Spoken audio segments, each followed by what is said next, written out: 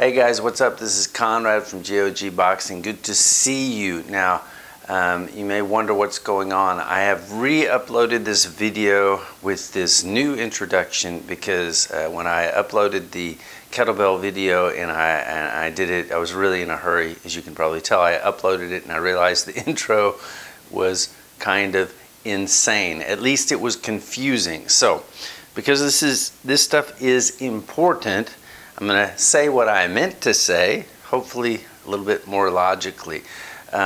This is a kettlebell video This is a video for boxers that want to use kettlebells. Now, I do use kettlebells a couple of times a week after my workouts. I think they bring you incredible core strength gains, stability gains. You gain strength, you gain core strength, but you preserve your pop and your speed. That's why I do them. The problem with kettlebells, which is why there's the dangerous title to this video, is that it's so easy to hurt yourself with them. I read a study that kettlebells cause the most injuries in gyms, and these are all kinds of gyms, normal gyms, CrossFit gyms. You know, people see them in the corner. They look pretty simple to use. You're going to swing around these big balls of iron, kind of, again, not what I really meant to say, of steel, whatever. But then they hurt themselves. And when I say you can hurt yourselves, I'm talking about pretty catastrophic injuries. You know, yeah, you can conk yourself on the head, but really the rotator cuff, your back, all kinds of things. And so this is what I'm going to do in this video, okay? I'm going to go through some of the exercises that I do, right, at the end of my workouts a couple of times a week, not every day, and I'm going to show you some of the really critical mistakes that you can make with these exercises and how they will hurt you. So I'm giving you the actual, you know, don't do this. If you're going to try this, don't do it like this. However, what you really do need with kettlebells, because this stuff is actually really technical. Whether you're doing what I do, which is like called kettlebell sport or girevoy sport, or whether you're doing hard style kettlebell exercises, you need to go find an instructor, a personal instructor, face to face, not just video. If you were here, I would show you myself, but to show you these things, to take a look at what you're doing, to make sure you're not doing them wrong. Because even a kettlebell swing, if you're doing that swing, and I'll explain in today's vid, is that if you're using your arms to do that swing and you're pulling up with your arms, you're not really doing a swing. You're going to hurt your neck. You can tear your muscles in the back here, which is like the back of your rotator cuff. Even a simple thing like that can hurt you. And some of the vertical exercises where you're doing jerks and shooting the kettlebells up over your head, or even doing presses, you can damage a rotator cuff. You damage a rotator cuff, and that is all she wrote. So I hope this has made a little bit more sense than what I already put up. For you, those of you guys that watched the video and thought I had lost my mind, sorry. Here we go. We're going to get started again. Just remember, I'm going to show you these exercises, where the danger points are, and give you a few things that you can use to get, you know, to use kettlebells and to get some core strength, because they are great. I mean, look, Kostya, I never know how to say his last name. He's known for, you know, he had great pop, and he was really into kettlebells. A lot of the Russian, Ukrainian boxers are into kettlebells. It's a great tool. I just don't want you to hurt yourself. So that's a long intro. That's the re-intro to the old intro. So I guess it's about time that we got started. Let's go.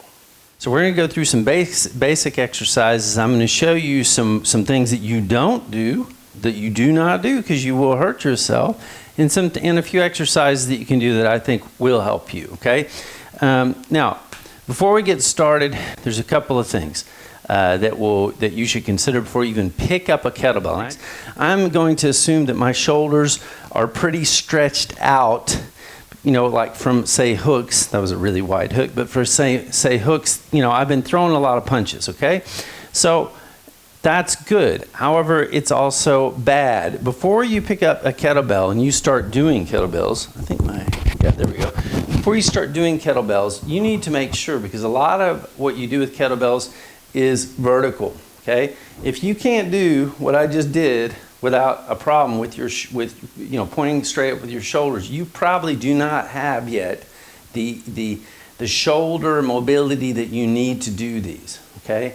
If you don't have it, start working on shoulder mobility instead of kettlebells first, because one, the moves won't help you that much. You'll be fighting your shoulders plus the kettlebells, and two, you will hurt yourself. But let's just assume that you're young, spry, you've got some mobility, but you've been out working on the bags, or you've been working with a partner on hand pads, whatever. Okay, now what we actually need to do is make sure we have, in a way, kind of almost tighten up our shoulders because we've been on the bags, and also to make sure, and this is super important for shoulder mobility and for everything, that our shoulder blades are moving around, okay? If you got stiff shoulder blades, when you try to press up, they're gonna pinch in here and you're gonna hurt yourself, and if you tear a rotator cuff, then you're done. You're not doing any more boxing, okay? So what do I do?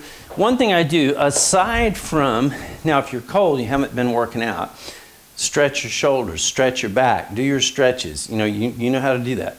But this is a great weapon for shoulder health. Now everybody thinks that you're treating your core and your stomach.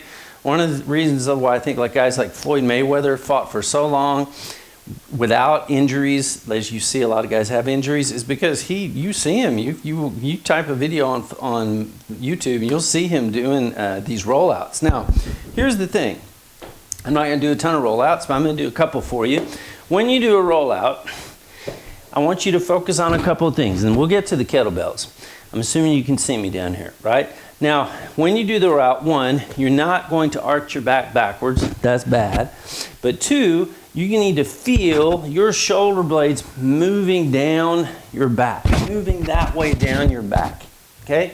So here I am, and this is a good, you should do these if you've been working out. Do these before you pick up those kettlebells. I keep hitting the mic. Sorry about that. Now, so here I go. Now I'm doing these rollouts. But when I'm doing these rollouts, I really should have something under my knees. That's not very comfortable. When I do these rollouts, I'm feeling my shoulder blades going down my back. They're like moving down my back. Okay.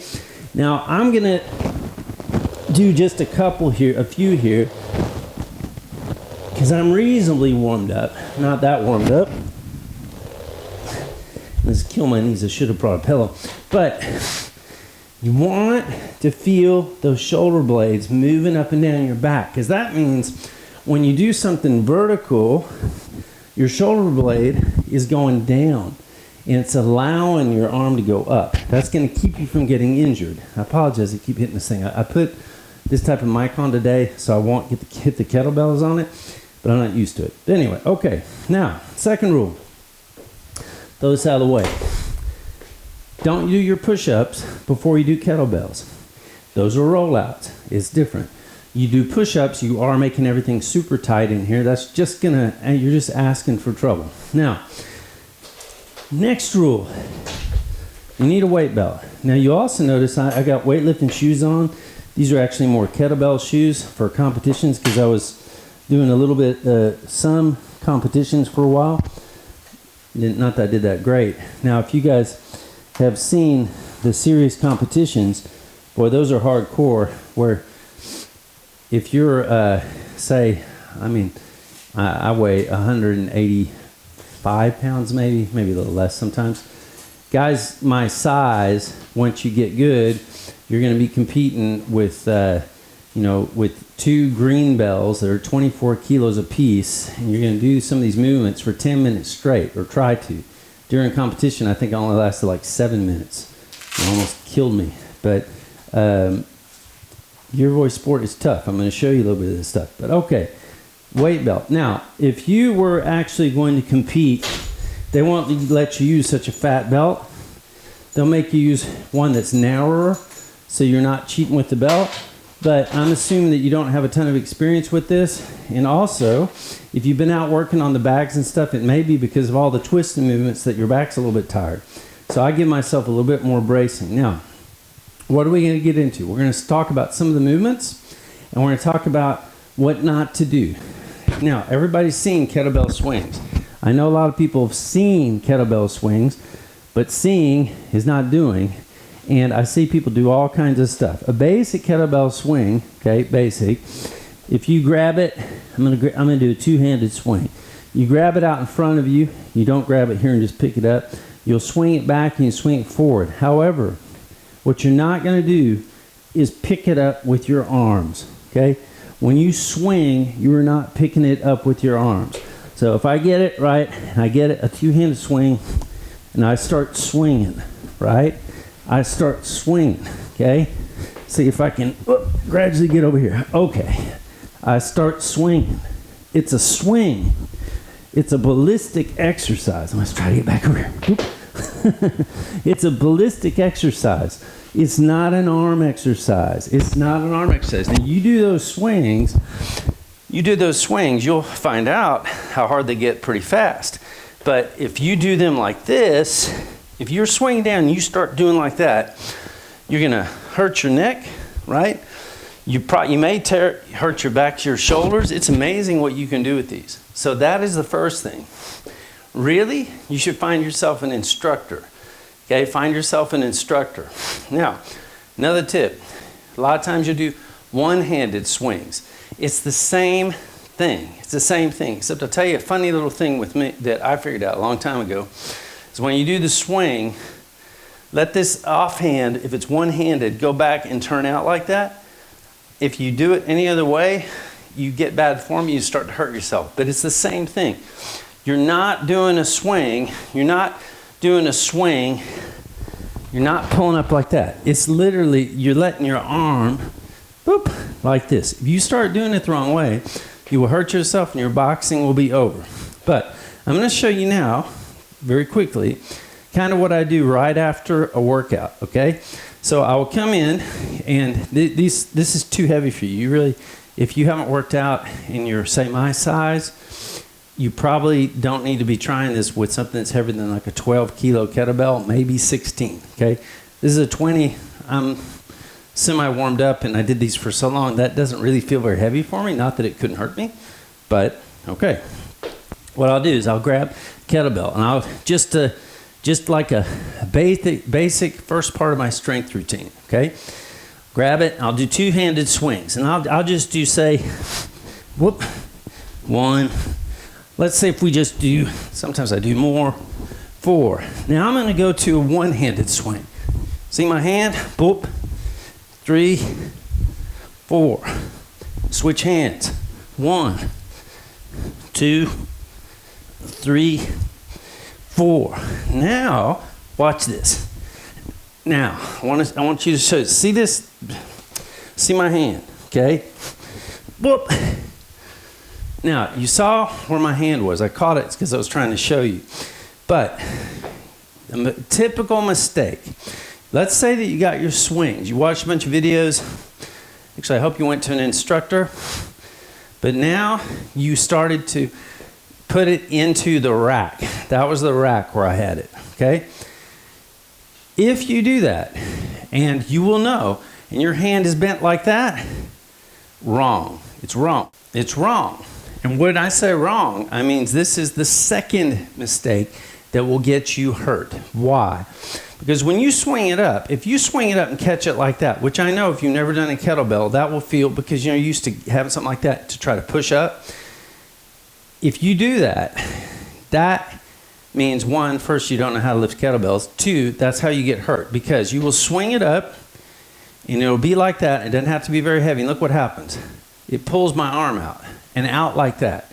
What's going to go? I'm going to tear my shoulder. You tear your shoulder, you tear your rotator cuff, you're done. No more jabs, no more hooks. It will take you forever to get it healed, and you may not be able to get it healed. So I'm going to do this again and show you how it looks. I don't expect you to be able to do a rack, but what I do expect is that you find someone who knows how to show you how to do a rack. So I'll do it with my right hand. Actually, I'm feeling actually a little tight because I was doing that camera stuff, but okay, here we go. So I got it here. I'm going to show you what it looks like, and I'm not the greatest at kettlebells, but okay. Get a little momentum. Now I swung it up, whoop, and there, it's in the rack. It's even, I've even got it sitting on my hip, okay? You see my hand? My hand is not bent back. In fact, it's in the thumb joint of my hand, right? I'm not holding it, because that once you try to grab it, then it's easy to start going back. I'm letting it sit into the joint of my, now I'm not saying from this video you're gonna learn how to do this stuff because it's technical. I'm just saying if you can't do it, don't mess with kettlebells. If you do try to do kettlebells and you do that, you already know you can hurt your elbow, you can hurt your shoulder, okay? This is how people get hurt. Now, going back to that workout though, that I do, that workout though, I'll just do part of it over again. So here I was, right? Whoop, and I'm doing a few of my swings, right? With my swings, and then whoop, I put into my rack.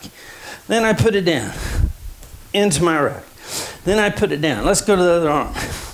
Whoop, same thing. This side's a little bit tense today. I'm not getting down to my hip. Into my rack, same thing, okay? Now, you see, the whole time I did that, I never went out. You go out, you hurt yourself, and you're done. Now, the next thing we're gonna get into is overhead movements, okay? But listen to me, okay? That you can do with kettlebells like a press. You just get it up here and you just press it up, okay? If you haven't done kettlebells, probably don't want to do that, okay? Because your shoulders aren't ready. That kettlebell is pulling off center of your arm, okay? You mess up, it's going all over the place. If you are going to start with those, you need to start really light. The movement that I recommend though for boxers, is not to worry so much about the pushing step. We'll get into the push-ups at the end of this, right? But it's to actually to consider the jerk movements.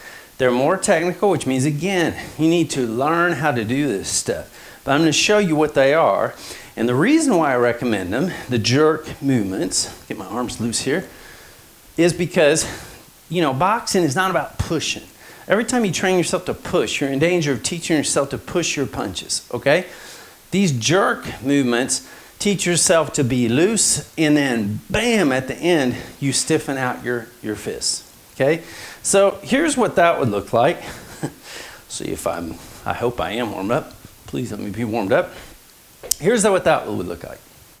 Okay, here's what that would look like. I always start with my weak hand first. Okay, so here's my weak hand. Okay, so swing. I'm going to get a couple of swings in. Get into the rack. I'm into the rack. Okay, so here's the jerk. Bop, right? Boom. Bop. Boom. Bop. Okay, now the other one. My right hand. Now, I don't try to really pop it out at the top. Pop. The reason is because I've been boxing, is that my elbow's a little loose. Now my mic's loose. Right? My mic's getting loose. So I gotta stop. But you got the feeling, you saw what I was doing there, okay? What I was not doing, really, and you can do a push press, but I wasn't trying to do just a push with no movement. I'm going up and dropping under it and then standing. Now, that's a technical movement, okay? It's a technical movement, but boy, I tell you, it's effective. It's effective when you get into your building up your core, Now, the next movement, which you will see, and this is where I caution you that I don't think you guys are ready, but it's similar, is going to be with two bells, okay? Two bells. I'm going to show you what that looks like. I'm going to take this mic off, okay? So I'll take this mic off for a second, okay? So you can hear me. I'm going to do two bells. And this is where you really get into your core. And this is what gets so valuable with these kettlebells. However, do not go to the gym and try to do these unless someone's shown you how in person. And it's great to do like a kettlebell sport course or a girevoy course. But if you do it, you'll love it. You'll love it because you will feel the benefits. It'll help you get this old man strength. Now, I'm going to set this down, okay, so we can do this together so you can see. Let me do this. Okay, I'm going to use two 20-kilo ones. Well, a lot of times I use these green ones. Those are 24 kilos. But this is fine for you don't need to be using things this heavy anyway. Okay? If you're going to start using two, you've been using one, you do with 12, you got where you use 16s, you got where you're using one arm with 20s and it felt light. Then you go to these. But now there's something like this. Okay? Here I go. I got two of them. Set them down. Now I'm going to do the same jerk movement. So,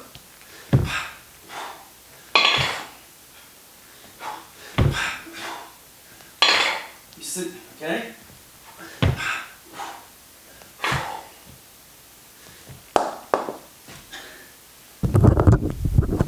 Okay, now I've been talking without the mic on. Okay, now see, if you hear me better, I'm sure. Okay, now, you saw what I was doing there. But you should have seen what really the emphasis is to show you that these are technical movements. These are not simple movements. When I have those kettlebells, I'm swinging them up. I'm catching them, not like that. Tear your shoulders. I'm catching them, get them onto my hips. My shoulders are loose, and then I'm coming under. I'm pushing off with my hips. And then I'm straightening my arms and then standing up. So it's like bob, bop, right? Now, you see how complicated that is? That's why you don't just go in and start picking them up. But if you get where you've practiced with them, the core strength that you get when you're in the ring, you'll be surprised. Guys will crash into you and you're not going anywhere. They're going somewhere. They're going somewhere. Now, I'll show off a second. I'll grab the green ones, okay? But the reason why not for you to do them, I'm going to tell you why. So watch. Take this off.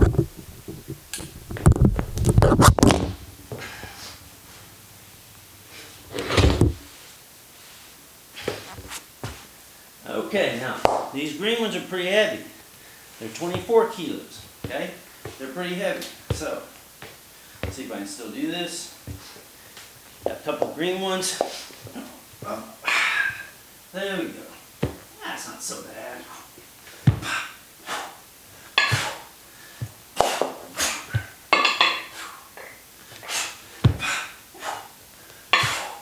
Okay, now why did I get the green ones?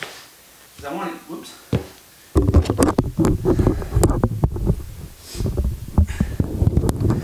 Now, why did I get the green ones? Because I want you, when you're in your gym next time, I want you to, oh no. Yeah. I want you, when you're in your gym next time, I want you to go just pick up a couple of the green ones and feel the weight, okay? Now you just saw me, I'm 54, right? You saw me do those. Believe it or not, I was trying to compete only a couple years ago and do that movement where I swung it up and I kicked it up, then I swung it, do that for 10 minutes straight without putting them on the ground. That's where you can get old man strength. But that's where it's so valuable for your core, okay? The other thing it does for you, I had horrible knee problems, especially here. I still have knee issues. Man, I guess because it's this short movement again and again, and it gets the blood in there, it fixed my knee. Because of that swing movement, it fixed my back. I had really bad back problems. Because when you're jerking up and you're locking out, all those muscles in your shoulder have to steady that big weight. It helped fix my shoulder problems. Now, if you got serious shoulder problems, don't just start doing kettlebells.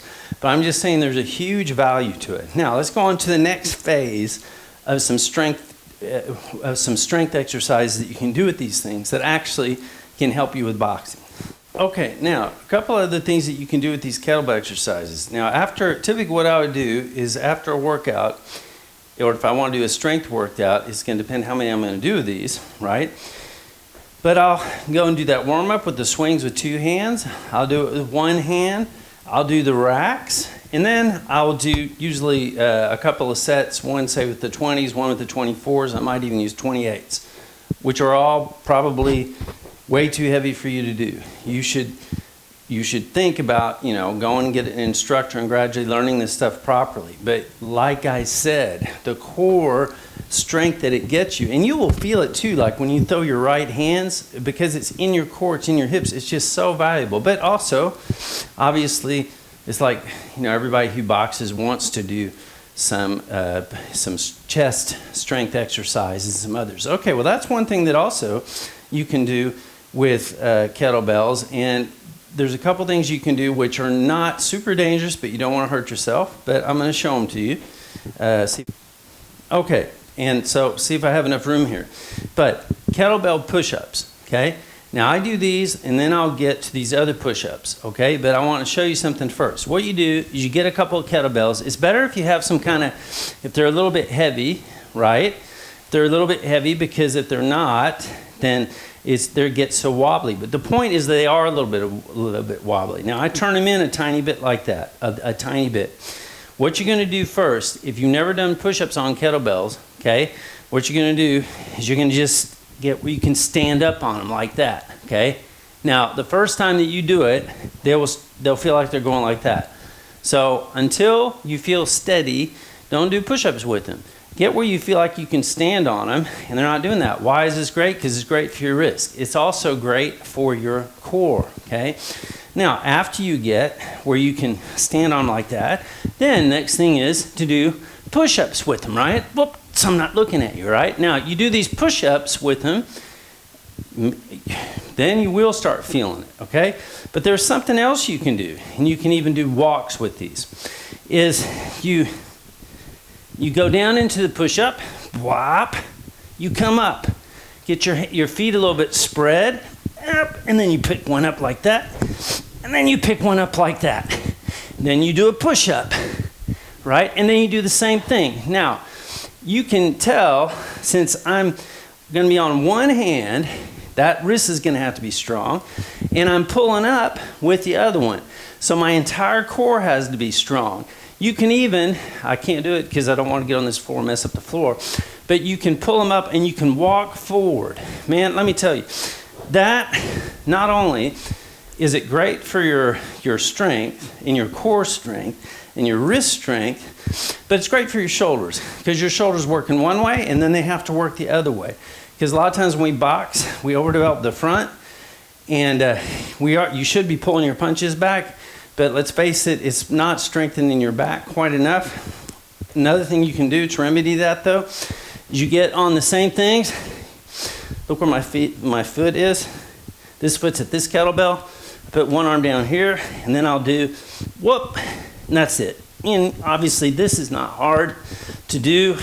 I do a bunch of those, a couple of sets of those. I'm just doing 3 more here because I never like doing something and being out of balance, okay? And let me tell you, between just those exercises I showed you, it's amazing what it'll do for you. Now, finally, getting to regular push-ups. Now, I'm not gonna, because I don't want to get all the kettlebells out of the way, but when I do push-ups, I use like these Navy SEAL twister things. The reason why I do is because as you get older, doing normal flat push-ups really can start messing with your shoulders. But actually, there is one thing I'm going to show you. I'm going to pull this out of the way, and I'll just put these things on the rubber mat. Okay? Now, I see people use these the wrong way. Okay? They use them the wrong way. Basically, it's like when you bench. If somebody's taught you the right way to do a bench press. When you bench, you should be twisting. It's like you feel like you're trying to break the bar, so your hands are out like that. So it's like you're taking the bar and you're trying to break it out, right? And when it comes down, you can even feel like you're trying to break it this way, right? A bench press, because it's that bar, your hand's not going anywhere, and so sometimes people hurt each other. I mean, hurt themselves with this too. But with these, this moves, this twists. So when I push when I push out, I'm going to twist it this way. When I come back, I'm going to come this way.